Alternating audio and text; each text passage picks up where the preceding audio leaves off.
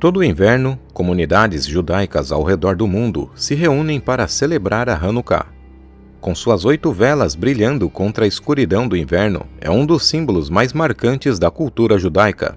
Mas essa luz tem raízes em tempos sombrios. De onde vem essa antiga celebração? Para descobrir, precisamos voltar 2.200 anos para uma era de reis ambiciosos, conquistas impiedosas e um povo determinado a não se curvar. O mundo estava em transformação e o Império Persa, que governava os judeus com relativa tolerância, foi reduzido a ruínas pelas falanges invencíveis de Alexandre o Grande. Mas o vasto império que ele construiu se fragmentou após a sua morte. Dizem que em seus últimos momentos de vida, ao ser questionado para quem ficaria seu império, ele respondeu: para o mais forte. Seus generais, que haviam lutado juntos, agora se tornaram rivais entre si, dando início à Guerra dos Diádocos, que durou quase 50 anos. Nesse período, os generais de Alexandre dividiram seu império em reinos emergentes, e um desses reinos em particular estendeu suas ambições sobre a Judéia. Entre as disputas dos generais de Alexandre, a região da Judéia estava situada entre os Ptolomeus do Egito e os Seleucidas da Síria. Os reis helenísticos, apesar de suas ambições expansionistas, governaram com a mesma abordagem pragmática dos persas, impondo tributos, e pouco interferiram na fé ou nos costumes do povo. O verdadeiro poder local estava nas mãos do sumo sacerdote de Jerusalém, que administrava tanto as questões religiosas quanto a política interna a partir do Grande Templo. Mas foi no ano de 198 a.C. que a balança do poder se inclinou. Antíoco III, o Grande, esmagou a resistência ptolomaica e anexou a Judéia ao Império Seleucida. Mas ao invés de punir a sua nova província, reduziu os impostos e reafirmou o direito dos judeus de viverem conforme a sua própria fé e leis. Pela primeira vez em décadas, a Judéia parecia ter encontrado um senhor que preferia governar com a caneta e não com a espada. Com isso, a Judéia passou por uma assimilação cultural, a helenização. Foi então no ano de 175 a.C. que o ritmo dessa transformação acelerou de forma decisiva, quando Antíoco IV Epifânio se tornou o novo rei. O conservador Onias III foi deposto pelo seu irmão do cargo de sumo sacerdote. Onias se opunha fortemente ao helenismo, diferente de seu irmão que abraçava e incentivava essa visão de mundo, a tal ponto que trocou seu nome hebraico por uma versão grega, Jason. E com Jason no comando, Jerusalém começou a mudar. Espaços foram construídos onde os jovens podiam estudar filosofia, praticar esportes e treinar o corpo e a mente segundo os ideais gregos. Mas foi um evento específico que simbolizou essa nova era de integração, ou de traição dependendo do ponto de vista. Jason enviou atletas judeus para competirem em uma versão dos Jogos Olímpicos realizada na cidade de Tiro, em uma homenagem ao herói grego semideus Hércules, e lá ele ofereceu um tributo sacrificial ao filho de Zeus. Para alguns, esse gesto foi um sinal do futuro, uma Judéia plenamente inserida no mundo helenístico. Já para outros, isso foi uma afronta, um sacrilégio e uma heresia. A tensão entre a tradição e a mudança estava prestes a atingir um ponto de ruptura. Talvez a política mais ousada e a mais perigosa de Jason tenha sido permitir que os não-judeus colocassem ídolos de seus deuses dentro do próprio templo sagrado. Para muitos judeus, aquilo não era apenas uma afronta, mas uma profanação. O sumo sacerdote, aquele que deveria zelar pelo pacto entre Deus e o seu povo, agora tolerava abertamente divindades estrangeiras. Para os judeus das comunidades rurais, seguidores da lei judaica e dos antigos profetas, isso era inaceitável. A tensão crescia, mas ainda estava prestes a alcançar um novo patamar, pois Antíoco IV Epifânio era totalmente diferente de seu pai. Os historiadores antigos o descrevem como um tipo de Nero ou Cômodos, errático, excêntrico e imprevisível. Desde o início, Antíoco mostrou que seu governo seria tudo, menos estável. No primeiro ano de seu reinado, ele apoiou o golpe de Jason contra Onias III, acreditando que um sumo sacerdote simpático ao helenismo iria acelerar a transformação da Judéia. Mas para um homem como Antíoco, nada era rápido o suficiente. Apenas 3 anos depois, insatisfeito com o ritmo da helenização, ele removeu Jason e colocou em seu lugar alguém ainda mais radical, Menelau, um sacerdote que não tinha qualquer lealdade à fé judaica de seu povo. Com Jerusalém sob um líder ainda mais pró-helênico, Antíoco voltou sua atenção para um prêmio muito maior. No horizonte brilhava a coroa dos faraós. Se ele conseguisse subjugar o Egito, dobraria o tamanho de seu império e se tornaria o senhor incontestável do mundo helenístico. Enquanto Antíoco marchava para a glória no Egito, Jasão viu a sua oportunidade. Com Menelau profundamente impopular e o rei distante, ele reuniu seus aliados e lançou um contragolpe. Jerusalém foi tomada e Menelau expulso. Por um breve momento parecia que a cidade poderia escapar da influência helenística, mas o destino tinha outros planos. Enquanto isso, a campanha egípcia de Antíoco terminou em humilhação. Quando ele estava às portas de Alexandria, o rei encontrou um inimigo que não poderia derrotar: Roma. Os embaixadores da República Romana, frios e calculistas, exigiram sua retirada imediata. Quando Antíoco pediu para pensar, o senador Caio Popílio Lenas traçou um círculo de areia ao redor do rei e disse: dê sua resposta antes de sair desse círculo. Antíoco teve que escolher entre sua ambição e a sobrevivência de seu império, e por fim, ele escolheu recuar. Quando retornou às suas terras, seu humor já não era apenas sombrio, e sim furioso. E então veio a pior notícia possível: Jerusalém havia se rebelado. O rei explodiu em ira, e seus exércitos invadiram a cidade com brutalidade, esmagando qualquer resistência. E Jasão, que tanto conspirava pelo poder, foi forçado a fugir, abandonando seus próprios aliados. Antíoco não apenas restabeleceu Menelau como sumo sacerdote, mas decidiu que Jerusalém jamais voltaria a desafiá-lo. Se antes a helenização havia sido um processo gradual, agora se tornava uma imposição brutal. Antíoco decretou o fim do judaísmo. O sábado foi proibido e a circuncisão criminalizada. Qualquer um que fosse encontrado observando as antigas tradições seria executado. E então veio o golpe final. Dentro do templo sagrado que um dia fora o centro da fé judaica, Antíoco ordenou que um altar fosse erguido em honra a Zeus. Diante do olhar horrorizado daqueles que ainda ousavam testemunhar, ele pessoalmente sacrificou um porco, o animal mais impuro para os judeus, profanando assim o santuário. O rei havia falado que não haveria mais um povo judeu, apenas súditos do mundo grego. Mas na vastidão das colinas da Judéia, longe dali, na pequena cidade de Modim, vivia um homem prestes a se tornar uma lenda: Matatias, um sacerdote judeu da família dos Asmoneus. Em um dia fatídico do ano de 167 a.C., um oficial seleucida chegou a Modim com uma exigência clara: os habitantes deveriam oferecer sacrifício aos deuses gregos, um ato simbólico de submissão ao novo regime. Quando Matatias se recusou, um judeu helenizado ansioso por agradar os governantes avançou para realizar o ritual em seu lugar. Tomado por uma ira incontrolável, Matatias pegou a sua faca e golpeou seu compatriota, matando-o antes que o sacrifício fosse consumado. Em seguida, ele girou a lâmina e cortou a garganta do oficial seleucida, antes mesmo que ele pudesse reagir. O sacerdote então destruiu o altar pagão, espalhando as oferendas profanas pelo chão. Matatias sabia que, a partir daquele momento, ele estava marcado para morrer.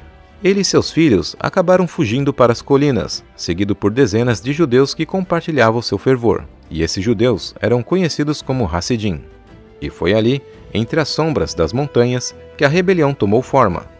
Um ano depois, Matatias acabou morrendo de causas desconhecidas, e seu filho Judá assumiu a liderança do levante. Ele não era um sacerdote como o pai, mas um guerreiro nato, feroz, implacável e astuto. Seu estilo de combate rápido e impiedoso lhe rendeu um apelido que atestava sua personalidade: Macabeu, que significa o martelo. A Guerra dos Macabeus começou como um conflito civil entre os judeus, de um lado, os que apoiavam o helenismo, e do outro, os que defendiam a fé judaica, liderados por Matatias e seu filho Judá. Usando táticas violentas, os macabeus atacaram cidades judaicas que adotaram a cultura grega, destruindo altares pagãos e punindo os colaboradores de Antíoco e sua helenização. Essas ações chamaram a atenção do governador Apolônio, que decidiu reagir para conter a revolta. Ele reuniu cerca de 2.000 soldados em Samaria e marchou para o sul, em direção às colinas de Gófina, onde os rumores diziam que Judá, o líder rebelde, estava se escondendo. Mas Judá Macabeu era um estrategista astuto, e ele sabia que o seu exército de 600 homens não teria chance contra a poderosa falange macedônica de Apolônio em um campo aberto. Em vez disso, ele usou o terreno ao seu favor. Ele atraiu deliberadamente os Seleucidas para o interior das colinas, um terreno montanhoso que tornava impossível para a pesada formação militar macedônia se manter unida. E quando Apolônio e seus homens entraram em um lugar estreito e íngreme, foi aí que o golpe final foi desferido. Com a vantagem do terreno e uma emboscada bem planejada, os macabeus cercaram e destruíram as forças seleucidas. Apolônio encontrou seu fim no campo de batalha, e a espada do comandante caído foi tomada por Judá Macabeu, que a empunhou como um símbolo de que a sua causa não estava só triunfando, mas também era abençoada por Deus. Com essa vitória, os macabeus seguiram com mais um golpe devastador, emboscando um exército de 4.000 seleucidas liderado por Seron, nas passagens montanhosas de Bet-Horon. Logo depois, Antíoco IV, ao saber do grande estrago que seu exército sofreu por conta dos macabeus, delegou ao governador da Síria que aniquilasse com os insurgentes. Lísias, o governador da Síria, mesmo com recursos limitados, conseguiu reunir um exército considerável de cerca de 10.000 soldados. Eles se estabeleceram em um acampamento fortificado na cidade de Emaús, enquanto Judá Macabeu, sabendo da aproximação do inimigo, moveu suas forças de 3.000 guerreiros para a cidade de Mispa. Lá ele convocou um período de jejum e fizeram orações a Deus por uma vitória na batalha que estava por vir. No entanto, a sorte nem sempre estava ao lado dos rebeldes, e informações vazaram. Alguns judeus antimacabeus simpatizantes dos Seleucidas delataram a localização de Judá.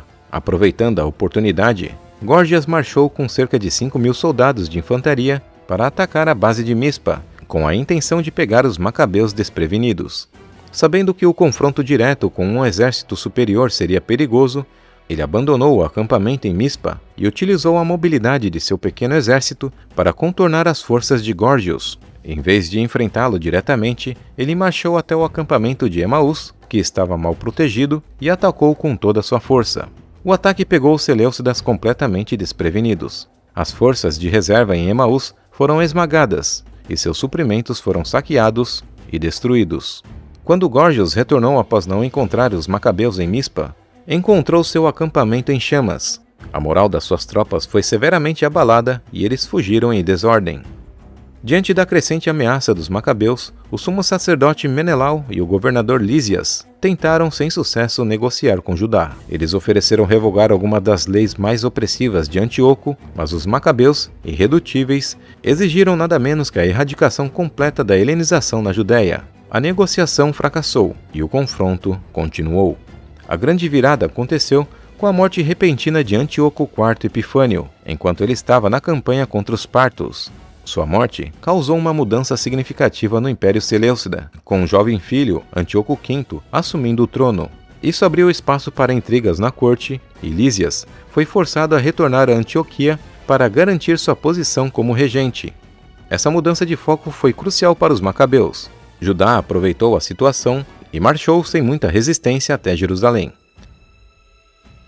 Com a conquista de Jerusalém e a restauração do templo, os macabeus não apenas reverteram as mudanças feitas pelos Seleucidas, mas também restabeleceram a autonomia religiosa e cultural dos judeus e derrubaram todos os ídolos estrangeiros. E com a restauração do altar e a menorá sendo reacendida, simbolizaram não apenas a resistência, mas também reafirmaram a identidade judaica.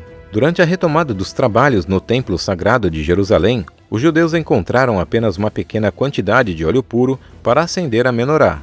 Esse óleo era suficiente para apenas um dia, mas milagrosamente manteve a menorá acesa por 8 dias, tempo necessário para preparar um novo suprimento de óleo. O relato do milagre da menorá destacou a importância da fé e da confiança em Deus em momentos de adversidade. No entanto, a luta estava longe de terminar. E para surpresa de todos, Lísias deixou Antioquia com um exército de cerca de 50.000 soldados de infantaria, 500 de cavalaria e pelo menos 30 elefantes de guerra. Confiante em seus números e esperando que os gregos já estivessem cientes das suas táticas de guerrilha, Judá optou por uma batalha em campo aberto. Os guerreiros judeus não eram páreo para as falanges macedônicas em campo aberto, e além disso, os elefantes de guerra estavam causando medo profundo no coração das tropas de Judá. Em uma tentativa de inspirar a bravura em seus homens, o irmão mais novo de Judá, Eleazar Horã, atacou direto nas linhas seleucidas, mergulhando para debaixo de um elefante e apunhalando sua barriga. A fera foi morta, mas o seu corpo caiu sobre Eleazar, esmagando o guerreiro em um dos sacrifícios mais espetaculares da história. Apesar desse sacrifício corajoso, o exército macabeu foi derrotado e expulsos do campo de batalha. O número de soldados do exército judaico era muito inferior, e a moral da tropa estava abalada pela fuga de muitos soldados diante da força imensa do exército inimigo. Mesmo assim, os judeus já haviam mostrado grande habilidade militar e coragem. Após essa derrota, o contexto político na Judéia mudou novamente. O rei Demétrio I Sóter, que sucedeu o rei Antíoco V após a sua morte, estava firmemente no controle. Os macabeus continuaram resistindo, e mesmo com a derrota, o seu espírito de luta não foi apagado, pois eles tinham em mente que a liberdade era o bem mais precioso da vida. E após anos de resistência feroz, a Judéia foi finalmente liberta da opressão seleucida. No entanto, mesmo com a conquista da independência e o estabelecimento do reino asmoneu nos anos seguintes, a influência da cultura helenística não desapareceu imediatamente. A dinastia Asmoneu governou a Judéia por várias décadas, mas a paz duradoura nunca foi garantida. O Império Seleucida, já enfraquecido muito pelas derrotas sofridas pelos romanos, foi incapaz de manter o controle da região, e o surgimento da República Romana trouxe novas ameaças para a independência da Judéia.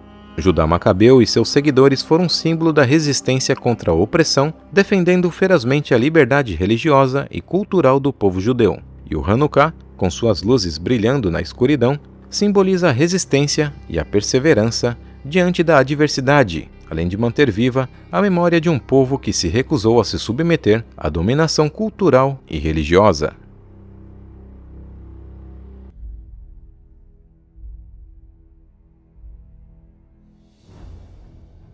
Quando olhamos para o cenário do primeiro século depois de Cristo, encontramos uma Judéia que já estava profundamente marcada pela presença de Roma. Mas isso não aconteceu da noite para o dia. Foi uma conquista que envolveu política, traições e o peso implacável das legiões. Entre elas, destacava-se a temida 10ª Legião Fretenses, uma unidade que não apenas estava estacionada na região, mas também deixou sua marca durante os conflitos mais sangrentos. A administração romana, por sua vez, era representada por nomes que estão marcados nas páginas do Novo Testamento e nos relatos históricos, como Pôncio Pilatos, o governador que lavou as mãos diante do destino de um inocente, Marco Antônio Félix, que era conhecido por sua corrupção, e Pórcio Festo, que estava envolvido em julgamentos delicados e alianças questionáveis. Até mesmo a antiga cidade de Cesareia Marítima, que está à beira do Mediterrâneo, carrega sua identidade romana, construída em homenagem ao imperador Augusto por ordem de Herodes o Grande, um rei que, embora fosse judeu, governava segundo os interesses romanos. Mas para entender como Roma realmente estendeu seus tentáculos sobre Israel, precisamos voltar em um período onde o Império Seleucida tentava conquistar diversos reinos, até se deparar contra as implacáveis legiões romanas e a bravura e resistência dos judeus. Muito antes de Roma lançar seu olhar sobre a Judéia, o Império Seleucida já havia cruzado o caminho da Águia Romana. Foi no início do segundo século a.C.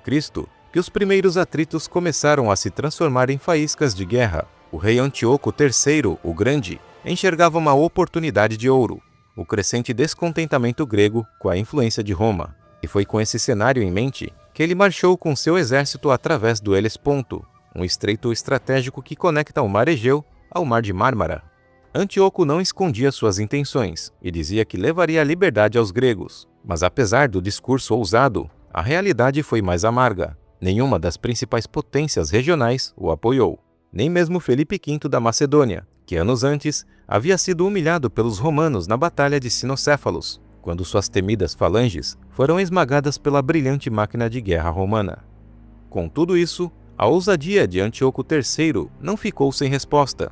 Quando o rei Seleucida atravessou o Helesponto, os romanos reagiram de imediato e enviaram tropas ao coração da Grécia, e foi no ano de 191 a.C. que os romanos esmagaram o avanço seleucida na histórica Batalha de Termópilas, o mesmo desfiladeiro onde séculos antes os espartanos haviam enfrentado os persas, e agora era Antíoco que era expulso dali. Mas Roma não estava satisfeita com apenas uma vitória. Sob o comando do implacável Cipião Asiático, a perseguição atravessou o Mar Egeu. Os seleucidas foram empurrados para trás, primeiro com derrotas em 2 batalhas navais e depois com mais uma derrota em terra firme. O auge veio um ano depois na decisiva Batalha de Magnésia, nos territórios da Ásia Menor, onde fica a atual Turquia. Dessa vez, Roma contava com o apoio estratégico do reino de Pérgamo, e essa aliança foi devastadora para o inimigo. O exército seleucida, já enfraquecido, foi derrotado mais uma vez, e Antíoco foi forçado a recuar novamente. Anos depois, era a vez dos judeus serem testados, e eles resistiram bravamente contra o filho de Antíoco III, um dos piores inimigos de Israel, que tentou apagar a identidade dos hebreus através da helenização. Ele era o tirano Antíoco IV Epifânio, e em meio à tentativa brutal da helenização forçada e à profanação do Templo de Jerusalém, um nome surgiu como símbolo da resistência: Judas Macabeu. Ele liderou os judeus em uma série de vitórias surpreendentes contra os seleucidas, que, embora fossem numerosos, estavam enfraquecidos tanto moral quanto politicamente. Os anos se passaram, e enquanto Roma crescia como potência ocidental, o Império Seleucida se via cercado por todos os lados. Em um intervalo de poucas décadas, foi forçado a lutar com 3 frentes simultâneas, uma equação que selaria seu destino. A primeira ameaça vinha do oeste, onde os romanos impunham sucessivas derrotas e limitavam suas ambições territoriais com tratados humilhantes. A segunda, nas próprias entranhas do Império, era representada pelos hebreus, liderada inicialmente pelos Macabeus. E a terceira, tão implacável quanto silenciosa, surgia do leste. Os Partas, um novo poder que pressionava as fronteiras orientais e minava o controle seleucida na Mesopotâmia. Esse cerco múltiplo foi fatal. O Império Seleucida, corroído por disputas internas e traições políticas, começou a ruir, e foi nesse cenário caótico que a Judéia, até então oprimida, pôde finalmente respirar, livre da ameaça inimiga. Anos depois de toda a ameaça, os Macabeus fundaram a dinastia dos Asmoneus, através de uma resolução numa grande assembleia, onde os sacerdotes e os judeus resolveram considerar Simão Macabeu como governante e sumo sacerdote para sempre, até que surgisse um profeta legítimo. Com Israel livre e seu governo sob controle dos Asmoneus, uma nova era expansionista começou. João Hircano I, filho de Simão Macabeu, herdou não apenas o trono, mas também a ousadia e o espírito de conquista dos Macabeus. E com isso, expandiu os domínios da Judéia, além das fronteiras tradicionais. Ele marchou sobre a Transjordânia e tomou Samaria, antigo reduto de antigos rivais, e avançou até a terra dos Idumeus, que eram os descendentes de Edom, um povo com uma história entrelaçada a Israel desde os tempos de Esaú. Porém, a conquista não foi apenas militar. João Hircano impôs um ultimato aos Idumeus. Se desejassem continuar vivendo em suas terras, deveriam abraçar completamente a lei judaica. Foi a primeira conversão forçada da história do judaísmo. Nisso, os Idumeus foram absorvidos, e um deles, séculos mais tarde, mudaria a história para sempre. Herodes o Grande, o rei que se auto-intitulava judeu, mas que seria odiado por muitos como um estrangeiro infiltrado. Herodes não tinha legitimidade judaica porque descendia de idumeus e árabes. Seu pai Antípatro era um edomita que se converteu ao judaísmo e sua mãe Ciprus era uma princesa nabateia, um antigo povo árabe. Após a morte de João Hircano I, o poder passou para as mãos de seu filho Alexandre Janeu, um governante ambicioso que passou seus dias entre guerras externas e revoltas internas. Seu reinado foi marcado por sangue, conflito e um crescente desgaste dentro da própria Judéia. Mas quando Janeu finalmente caiu, sua esposa Salomé Alexandra foi quem assumiu o trono, uma figura rara e poderosa, que conseguiu por um breve momento restaurar certa estabilidade. Contudo, sua morte foi o estopim para uma nova tempestade.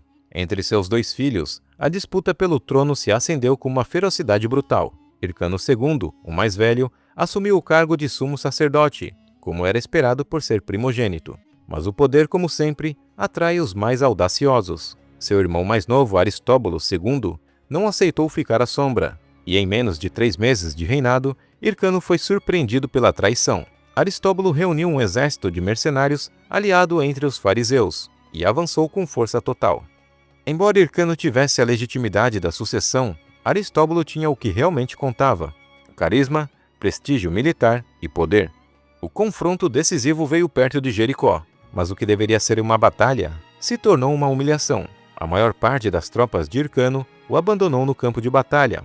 Sozinho, derrotado e destruído, ele foi forçado a entregar o trono e o sacerdócio ao irmão. E é aqui que surge um nome que mudaria o destino de Israel: Antípatro, o Idumeu. um homem sagaz, estrategista político e conselheiro de Hircano. Ele via além das perdas imediatas, e ao lado do derrotado Hircano, Antípatro traçou um novo plano. Eles procuraram o rei Aretas III da Nabateia, um povo orgulhoso e com um exército formidável, em troca de promessas territoriais. Hircano e Antípatro conseguiram o apoio de 50.000 soldados nabateus, e com esse novo poder em mãos, marcharam contra Aristóbulos e sitiaram Jerusalém. O palco estava montado, mas o reino de Israel, agora dividido, estava prestes a abrir suas portas a um novo jogador no tabuleiro do poder: Roma. Enquanto os irmãos judeus brigavam pelo trono, Pompeu o Grande, um dos maiores generais da República Romana, acabava de encerrar com uma grande vitória a Terceira Guerra Mitridática. Ele havia derrotado Mitrídates VI, o temido Rei Veneno, um inimigo astuto e implacável de Roma, e agora Roma estendia sua influência cada vez mais para o Oriente, em nome da ordem e do controle absoluto. Como Pompeu estava na região da Ásia Menor, a instabilidade que estava acontecendo na Judéia chamou sua atenção, e então ele decidiu investigar enviando seu oficial, de nome Emílio Escauro, para Damasco, que era um ponto estratégico na Síria, e Escauro, por sua vez, foi logo informado do impasse em Jerusalém. Ambos os irmãos rivais, Hircano e Aristóbulo, correram para apresentar seus casos, mas a resolução do problema não veio com argumentos, e sim com moedas. Aristóbulo, o irmão mais novo, subornou Emílio Escauro, e o veredito foi imediato. Ordenou que o rei Aretas III abandonasse o cerco e que fosse embora. E conhecendo bem os romanos e sua fama, os nabateus começaram a recuar em direção a Petra. Mas Aristóbulo não queria apenas vencer, queria esmagar. Ele partiu em perseguição e derrotou os nabateus, consolidando sua posição, ao menos por um momento. Mas tudo mudou quando o próprio Pompeu chegou a Damasco no ano de 63 a.C. Os dois irmãos apresentaram seus apelos diretamente ao general romano. Pompeu, mestre da diplomacia e da guerra, não deu sua resposta de imediato. Disse que tomaria sua decisão assim que estivesse pessoalmente na Judéia. Mas Aristóbulo, impaciente, ou talvez desconfiado, não esperou, recuou apressadamente e se isolou em uma fortaleza na Judéia. Um movimento que, aos olhos romanos, soou como insubordinação, e Pompeu não tolerava afrontas. Ele marchou com suas legiões para a Judéia, decidido por fim à disputa. Encontrou muralhas extremamente poderosas, o que consequentemente seria difícil tomá-la à força. Mas a guerra não se vence apenas com espadas, e Hircano ainda tinha aliados dentro da cidade. Um portão, provavelmente no setor noroeste, foi discretamente aberto, possibilitando que as legiões entrassem, e o que antes era uma disputa entre irmãos, se tornou uma ocupação estrangeira. Ainda assim, os judeus resistiram. Por 3 meses, travaram batalhas ferozes contra os invasores, até que finalmente foram vencidos. Pompeu mais uma vez saiu vitorioso, e segundo Flávio Joséfo, ele entrou no Santo dos Santos do grande templo de Jerusalém, onde apenas o sumo sacerdote tinha permissão para entrar. Porém, ele não removeu nada, nem seus tesouros, nem qualquer outra coisa, e no dia seguinte, ordenou que o templo fosse limpo e que seus rituais fossem retomados. Pompeu voltou para Roma e levou Aristóbulo com ele para sua procissão triunfal. Ele restabeleceu Hircano II como sumo sacerdote, mas retirou seu título real. O cerco e a conquista de Jerusalém foram um desastre para o reino asmoneu. A Judéia permaneceu autônoma, mas foi obrigada a pagar tributos e se tornou dependente da administração romana da Síria. E quanto a Antípatro, o idumeu, que foi conselheiro de Hircano II, depois que Júlio César derrotou Pompeu na Batalha de Farsalos em 48 a.C., Antípatro ficou ao lado de César durante a Guerra Civil Romana. Quando César ficou sitiado em Alexandria, ele se juntou ao exército de Mitrídates de Pérgamo, que marchava para resgatar César e seus soldados. Posteriormente, Júlio César fez dele ministro-chefe da Judéia e, eventualmente, nomeou seus filhos Fazael como governador de Jerusalém e Herodes como governador da Galiléia. Graças à diplomacia astuta de Antípatro, abriu-se o caminho para a ascensão de seu filho, Herodes o Grande, conquistando o favor de Roma e foi nomeado rei da Judéia sob tutela do poder romano. Assim, os caminhos de Roma e de Israel finalmente se encontraram, e as políticas romanas foram acompanhadas por muitas revoltas que culminaram com o grande cerco de Jerusalém e, consequentemente, com a sua destruição.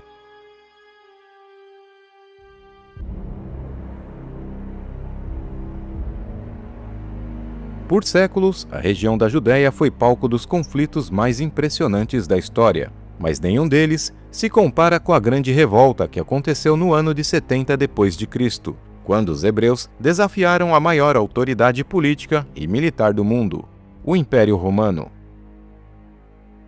Roma chegou à Judéia pela primeira vez sob o comando do general Pompeu, no ano de 63 a.C., e após tomar Jerusalém, transformou a região em um reino cliente, deixando com uma autonomia parcial e sob a constante supervisão romana.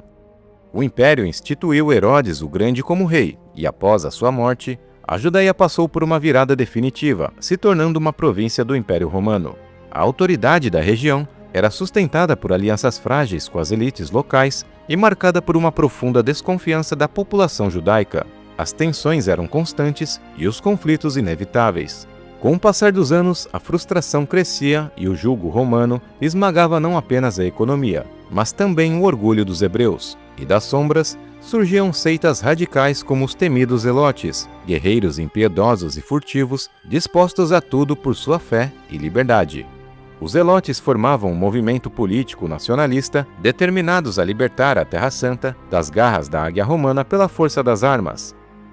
O tempo passou, e no ano de 66 d.C., a Judéia já era um barril de pólvora prestes a explodir. A faísca veio de Jerusalém, quando o procurador romano Gécio Floro cometeu o erro de provocar ainda mais o povo ao saquear 17 talentos dos tesouros do Segundo Templo, tudo sob o pretexto de que pertenciam ao imperador. Além do mais, suas políticas favoreciam a comunidade helenista, e os gregos que estavam na Judéia, ao notarem isso, começaram a provocar os judeus. Um exemplo notável de provocação ocorreu enquanto os judeus estavam adorando em sua sinagoga local, e um helenista sacrificou vários pássaros em cima de um recipiente na entrada da sinagoga, um ato que tornou o edifício impuro. Em resposta a essa provocação, os judeus enviaram um grupo de homens para pedir reparação a Floro. Apesar de aceitar um pagamento de 8 talentos para ouvir o caso, no dia Floro se recusou a ouvir as reclamações, e em vez disso, mandou prender os peticionários. Tudo isso começou a provocar uma onda de revoltas. Motins eclodiram pelas ruas, civis foram massacrados, e a tensão se transformou em uma rebelião que ganhava força a cada dia. Floro, por sua vez, acabou fugindo da cidade, deixando o caos para trás. Nem mesmo o rei cliente Herodes Agripa II, que também era leal a Roma, conseguiu conter a maré crescente de indignação. Foi então que Eleazar ben Hanania, alto sacerdote e figura influente no templo, rompeu com Roma de forma simbólica, mas que atingiu em cheio o ego romano. Ele interrompeu os sacrifícios diários feitos em nome do imperador. Para os romanos, esse ato era mais do que uma ofensa, era uma declaração de guerra. E com isso, a revolta ganhava corpo e se espalhava. Pela primeira vez, as facções judaicas rivais se uniram em torno de um objetivo comum: resistir a Roma. O sangue judeu e romano manchavam o solo da Judéia, enquanto a revolta se espalhava como fogo em palha seca. O Império Romano, por sua vez, não tolerava ser desafiado, e então enviou o procônsul da Síria, Sestio Galo, que marchou para o sul com 30.000 soldados. Seu objetivo era tomar Jerusalém e restaurar a ordem. No entanto, o cerco falhou, e durante a retirada pela passagem de Bet-Horon, suas legiões foram emboscadas. Armados apenas com lanças improvisadas, fundas e arcos, os rebeldes hebreus cercaram as forças romanas e lhes infligiram pesadas perdas.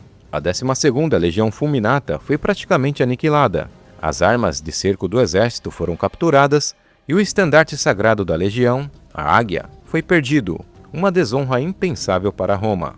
Enquanto isso, o imperador Nero, que se encontrava na Grécia, foi informado do que estava acontecendo na Judéia, e ele imediatamente reconheceu a gravidade da situação e decidiu nomear um general experiente para lidar com a revolta, Tito Flávio Vespasiano, veterano das campanhas na Britânia. Vespasiano partiu rumo à Judéia por terra, cruzando o Helesponto, até chegar à cidade de Antioquia, onde conseguiu mais 2 legiões e unidades auxiliares. Enquanto isso, seu filho, o general Tito, foi enviado ao Egito para assumir o comando de outras legiões, e depois marchou para o norte, a fim de se juntar ao exército principal. Outros reforços também foram enviados por aliados e reinos clientes de Roma. Ao todo, o Império mobilizou cerca de 60.000 soldados para esmagar a revolta. Nessa campanha, nenhum prisioneiro era feito, e aldeias inteiras que resistiam eram reduzidas a cinzas. A brutalidade da resposta romana teve efeito imediato. O exército rebelde, com cerca de 10.000 homens, logo se dispersou, buscando refúgio em fortalezas e cidades fortificadas. Durante a campanha na Galiléia, já no ano de 67, Vespasiano avançou de forma sistemática, esmagando cada foco de resistência com uma força implacável. O general romano, ciente de seu poder, deu liberdade total aos seus legionários, permitindo que saqueassem e eliminassem sem qualquer restrição. Não havia misericórdia, e as cidades e fortificações que protegiam a região foram caindo uma a uma como peças de dominó. A cidade de Jotapata foi a primeira a cair, seguido por Jope, Tiberíades, Tirza e Gamala. Quando as legiões de Vespasiano finalmente se estabeleceram nos quartéis, deixaram para trás um rastro de destruição, uma terra subjugada e sem resistência organizada. A cada nova vitória romana, aprofundava as rivalidades internas entre os rebeldes, que agora se viam incapazes de se unir contra um inimigo comum. Já no ano de 69, Vespasiano enviou seus subordinados para lidar com as regiões periféricas, enquanto ele próprio marchava rumo a Jerusalém. Ele estabeleceu guarnições nas cidades costeiras para garantir o fluxo de suprimentos e, ao mesmo tempo, enviou sua cavalaria para aniquilar qualquer resistência nas proximidades da cidade sagrada. A batalha parecia decidida, e os rebeldes sabiam que a aniquilação viria sem misericórdia. No entanto, o destino tomou um rumo inesperado, de forma que a grande investida que Roma faria contra os rebeldes teve que esperar. O governador da Gália, Caio Júlio Víndice, rebelou-se contra Nero, marcando o início de uma série de revoltas internas que abalaram as fundações do Império. Embora a revolta tenha sido esmagada, ela selou o destino de Nero e plantou a semente para o turbulento ano dos 4 imperadores. Galba foi proclamado o novo imperador e marchou sobre Roma. Nero, por sua vez, foi abandonado até mesmo por sua própria guarda pretoriana, e assim ele acabou com a própria vida. O Império Romano perecia e estava à beira do colapso. Diante desse caso, a campanha da Judéia foi interrompida, e Vespasiano, ciente da fragilidade da situação, fez uma pausa estratégica para reavaliar suas opções. Em 1º de julho de 69 d.C., o prefeito do Egito proclamou Vespasiano como o novo César diante de suas legiões. A facção flaviana, composta por Vespasiano, sua família e aliados, agora controlava o poder de Roma. E Vespasiano rapidamente reuniu um conselho de guerra, onde deixou seu filho, o general Tito, com a tarefa de esmagar a resistência judaica. Tito, juntamente com suas legiões, iniciou sua campanha contra Jerusalém na primavera do ano 70. Partindo de Alexandria, marchou pela costa do Mediterrâneo até chegar a Cesareia. O exército sob o seu comando era ainda maior que o de seu pai, composto por 4 legiões: 15ª Polonares, a 5ª Macedônica, a 10ª Fretenses e a 12ª Fulminata, além de 20 coortes auxiliares, uma poderosa cavalaria e milhares de tropas nativas, lideradas pelos aliados de Roma. No total, cerca de 70.000 homens compunham essa força colossal. Tito marchou direto para Jerusalém e, à medida que se aproximava da cidade, preparou um destacamento de 600 cavaleiros para realizar o reconhecimento. No entanto, esse destacamento foi surpreendido por uma enorme emboscada de judeus que saíram da cidade em um ataque relâmpago. Muitos de seus soldados caíram, e nisso, Tito quase foi capturado. Somente com a intervenção de 2 legiões, que chegaram a tempo de repelir o ataque, que foi possível sua fuga. A cidade de Jerusalém estava sitiada e fervilhava com tensões internas. Muitos defensores eram homens que haviam perdido suas famílias nas campanhas romanas anteriores e estavam agora guiados por um desejo insaciável de vingança. Porém, mesmo em meio ao caos do cerco romano, os defensores judeus estavam longe de formarem uma frente unida. De um lado, Simão Bargiora e João de Giscala, líderes implacáveis das facções dos Zelotes, travaram uma guerra paralela, tão sangrenta quanto o embate contra os romanos. Em sua ânsia pelo poder, ambos lançavam a culpa pelo fracasso da revolta sobre os ombros das lideranças mais moderadas. Os Zelotes estavam dispostos a tudo para impedir que Jerusalém caísse nas mãos dos romanos, mesmo que isso significasse matar seus próprios irmãos. Flávio Joséfo descreve vários atos de selvageria cometidos contra o povo por sua própria liderança. Os judeus haviam estocado um suprimento de comida que poderia alimentar a cidade por muitos anos, mas uma das facções zelotes queimou todo o suprimento, aparentemente esperando que a destruição obrigasse todos a participarem da revolta. A fome resultante deste ato louco causou um sofrimento tão grande quanto qualquer outro infligido pelos romanos. E à medida que o cerco avançava, as pessoas começavam a morrer de fome e peste. A esposa do sumo sacerdote, que uma vez se deleitou no luxo, agora pegava migalhas nas ruas. Os dias se passaram e os romanos se preparavam para o cerco final. Os hebreus, ao verem a forma como os romanos estavam se movendo, sabiam que o pior estava por vir. E pela primeira vez em muito tempo, as facções que lutavam entre si resolveram se unir, decidindo lutar juntos antes que fosse tarde demais. Com um plano em mente, Tito direcionou seu ataque para o flanco ocidental da Terceira Muralha. 3 legiões foram designadas para essa tarefa e começaram a construir um ariete poderoso o suficiente para destruir a muralha. No entanto, os judeus não ficaram parados diante dessa audácia e tentaram atrapalhar-o tanto quanto podiam. Mas os romanos responderam à altura usando suas artilharias pesadas, incluindo enormes catapultas que lançavam pedras e escorpiões de ferro que atiravam lanças e flechas. Diante desses ataques, os judeus ficaram sem ter como revidar, dando tempo suficiente para que os romanos concluíssem suas obras. Após vários dias de bombardeios pesados, Tito ordenou a utilização de 3 arietes para atacar diretamente a muralha ocidental. O esforço se prolongou por dias. A pressão sobre os defensores aumentava a cada hora, até que no 15º dia de cerco, os romanos conseguiram derrubar parte das muralhas de Jerusalém. Disposto a manter o ritmo, Tito ordenou que os arietes avançassem imediatamente em direção à segunda muralha, e sem perder tempo, começaram a atacar o portão da torre. A cidade agora estava à mercê dos romanos, e apenas 4 dias após os ataques iniciais, eles conseguiram derrubar a segunda muralha, criando uma brecha por onde os romanos poderiam avançar. Os soldados invadiram em silêncio, mas logo perceberam que a cidade os esperava com uma emboscada. Rebeldes surgiram, lançando projéteis de cima dos telhados e de passagens ocultas. Os legionários tentaram se proteger e recuar pela brecha estreita, onde muitos tombaram, esmagados ou transpassados em meio à confusão. Foi apenas com a chegada de arqueiros auxiliares que os romanos conseguiram forçar os zelotes a recuarem, e após 4 dias de combates brutais, os romanos atravessaram a segunda muralha. Tito, por sua vez, ordenou a completa destruição da parte das muralhas já conquistadas, eliminando qualquer possibilidade dos rebeldes se esconderem ou lançarem projéteis lá de cima. No dia 29 de maio, a ofensiva final irrompeu com força total. Arietes, catapultas e torres de cerco avançaram contra a fortaleza Antônia, enquanto uma tempestade de projéteis de todos os tipos chovia sobre os defensores. Os romanos encontraram um segundo muro no interior, e um grupo de legionários ousados o escalou sob a cobertura em meio à escuridão, abrindo o caminho. Então começou a sangrenta disputa pelo Monte do Templo. A primeira tentativa foi repelida com ferocidade, e após esse revés, Tito ordenou a destruição completa da fortaleza Antônia, preparando o terreno para a destruição final. Mais uma vez os romanos tentaram invadir o pátio do templo. O combate corpo a corpo foi caótico, e dessa vez porque os hebreus estavam empunhando as armas e armaduras capturadas dos romanos, confundindo os legionários, e isso provocou o fogo amigo em pleno auge da batalha. Sob condições brutais, nenhum dos lados conseguia tomar vantagem. As investidas romanas eram contidas por defesas ferozes. Jerusalém, porém, ainda não havia sucumbido. E no dia 9 de agosto, os romanos fizeram um novo ataque pesado, e o fogo da artilharia choveu sobre o templo de todas as direções. Devido à intensidade do bombardeio, tornou impossível a defesa do pátio externo.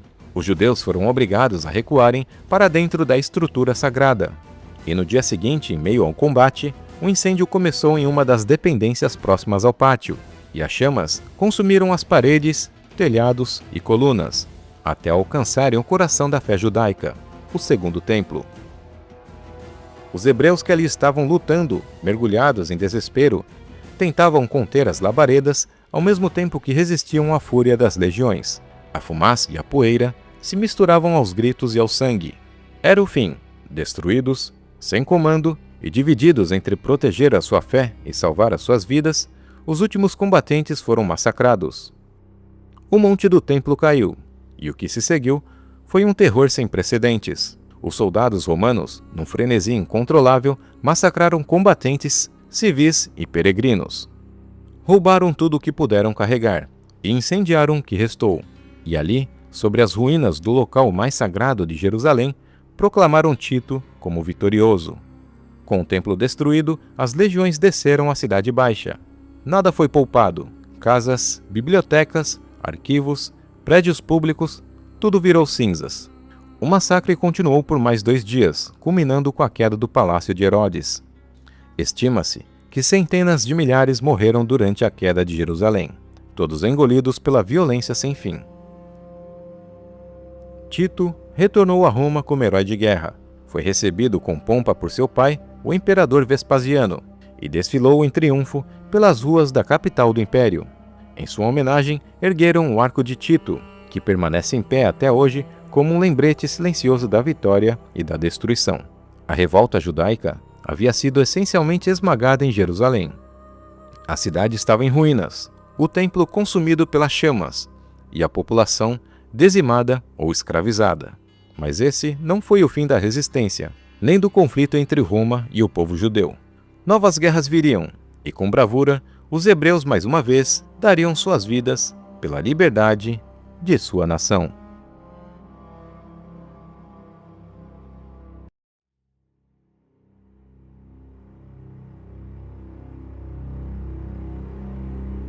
Há mais de 2000 anos, um pequeno grupo de homens e mulheres da antiga Judéia do primeiro século se tornaram a última resistência e teriam escolhido abrir mão da própria vida ao invés de sofrer a escravidão ou a morte pelas mãos do Império Romano. Após a destruição de Jerusalém durante a Grande Revolta Judaica, a fortaleza de Massada, que estava em meio ao deserto da Judéia, se tornou o último reduto da luta pela liberdade. Massada foi construída de modo que não poderia ser vencida ou conquistada pela força. Situada no topo de uma enorme montanha rochosa e plana, ela estava cercada de grandes penhascos. Essa fortaleza era praticamente invencível, até cruzar com os romanos. E foi ali que um grupo de judeus preferiu a morte à escravidão, numa história comovente que ecoa até os dias de hoje, mostrando que para eles a liberdade era um valor inegociável. A impressionante fortaleza foi originalmente construída por Herodes o Grande, como um refúgio contra possíveis revoltas do próprio povo. Herodes não poupou recursos, mandou erguer 2 palácios suntuosos, depósitos cheios de provisões e um avançado sistema de captação de água, capaz de armazenar mais de 40.000 metros cúbicos nas cisternas esculpidas na rocha. Após a morte de Herodes o Grande, por volta de 4 a.C., seu filho Herodes Arquelau herdou o trono, e com ele, Massada. Mas seu governo foi marcado por incompetências e desordem.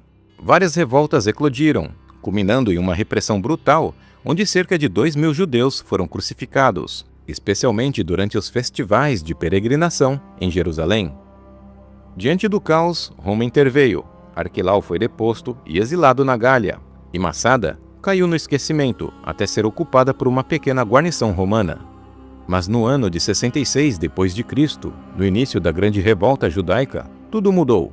Um grupo de rebeldes judeus liderados por Manaém, um membro dos Zelotes e descendente da dinastia dos Asmoneus, atacou e conquistou Massada.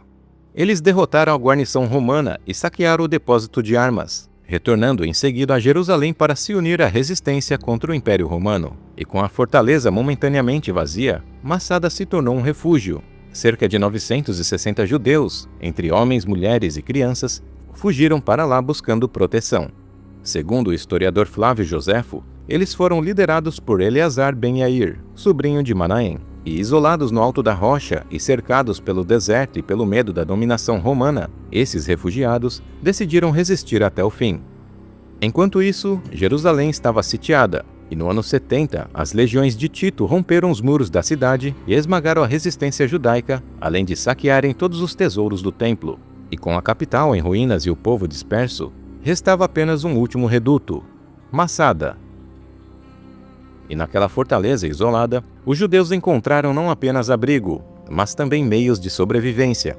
Tinham comida, armas e água em abundância, o suficiente para resistir por meses e talvez por anos. E com seu acesso restrito e localização elevada, Massada parecia inexpurgável. Mas os romanos estavam determinados a acabar com qualquer símbolo de rebelião, onde quer que estivesse.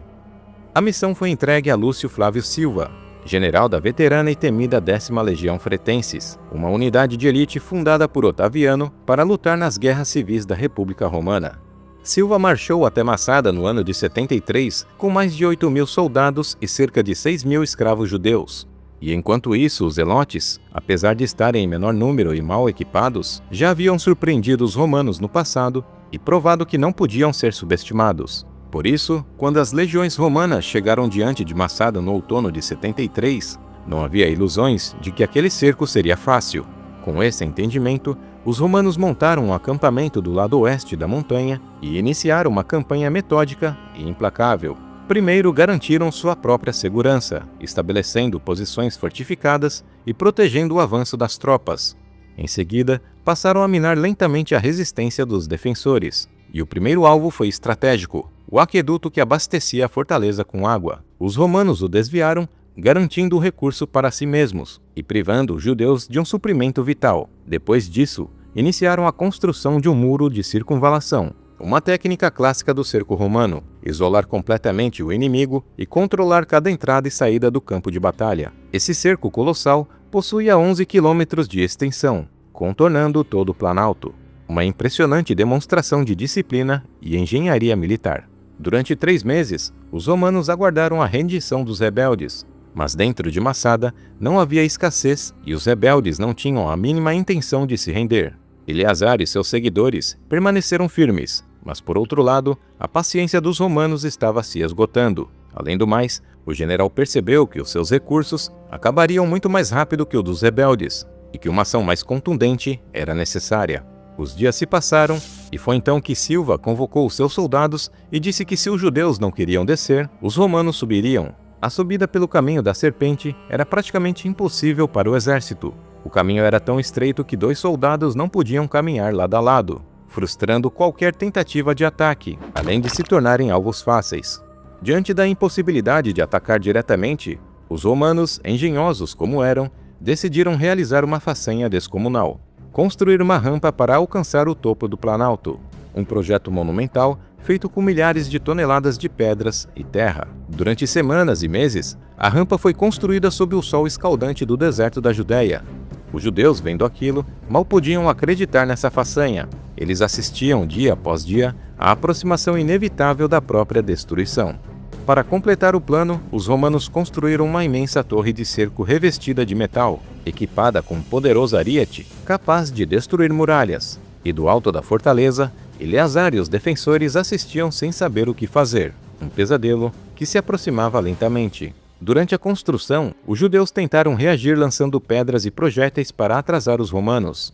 Mas os romanos passaram a colocar escravos judeus na linha de frente das obras, e vendo seu próprio povo sendo usado como escudo humano, os defensores cessaram o ataque. A dor de atingir os seus era insuportável. Quando a rampa foi concluída, a torre avançou. Os soldados romanos, com suas máquinas de guerra, começaram um bombardeio através das balistas, forçando os defensores a recuarem da muralha principal. E com um caminho livre, a torre de cerco avançou até o topo e o ariete começou a golpear os muros de Massada.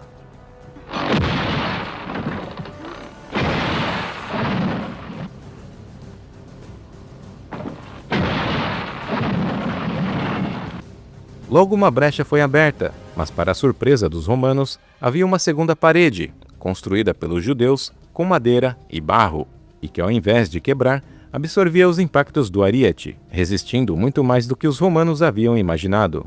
Mas os legionários não perderam tempo e incendiaram a parede de madeira. Joséfo diz que a essa altura já era noite e os romanos queriam evitar qualquer conflito à noite para não terem surpresas desagradáveis. E então deixaram para invadir a fortaleza pela manhã. Eleazar, naquela noite, olhando toda essa situação, fez um discurso comovente. Ele disse: "Caros companheiros, há muito resolvemos não nos tornar escravos dos romanos. Fomos os primeiros a nos revoltar e somos os últimos a lutar contra eles. Ainda podemos morrer de maneira gloriosa, juntos, ao lado de nossos queridos amigos. Deixemos nossas esposas falecerem antes que sofram qualquer tipo de abuso e nossas crianças antes que experimente a escravidão. Mas primeiro, vamos destruir nosso dinheiro e a fortaleza pelo fogo, e vamos nos desfazer de tudo, exceto de nossa comida, pois eles serão testemunhas de que não fomos vencidos pelas necessidades, mas, segundo o nosso propósito, a de que preferimos a morte do que a escravidão." Com a brecha aberta e a queda iminente, os últimos sobreviventes dentro de Masada tomaram uma decisão extrema e trágica. Sabendo que a derrota significaria escravidão, tortura e humilhação, os líderes judeus decidiram morrer livres. Flávio Joséfo diz que eles escreveram seus nomes em fragmentos de cerâmica e realizaram um sorteio, e o último a ser sorteado deveria matar os companheiros e, por fim, lançar-se sobre a própria espada. Na manhã seguinte, os soldados romanos invadiram a fortaleza preparados para um confronto brutal, esperando encontrar guerreiros desesperados lutando até o último suspiro. Mas em vez disso, encontraram um silêncio sepulcral.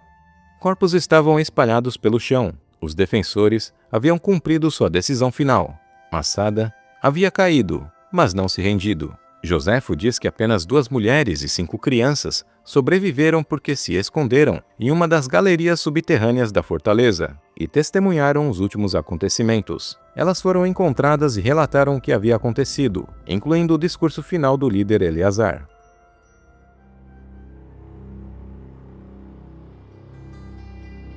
Quase 8 anos após o início da Grande Revolta Judaica, o domínio romano se consolidava com sangue e destruição. E Masada foi o último grito de liberdade. Hoje, essa imensa rocha no deserto da Judéia é muito mais que um sítio arqueológico. É um símbolo nacional em Israel de coragem, sacrifício e heroísmo. Uma lembrança eterna de que mesmo diante de forças esmagadoras, a dignidade de um povo pode permanecer inabalável.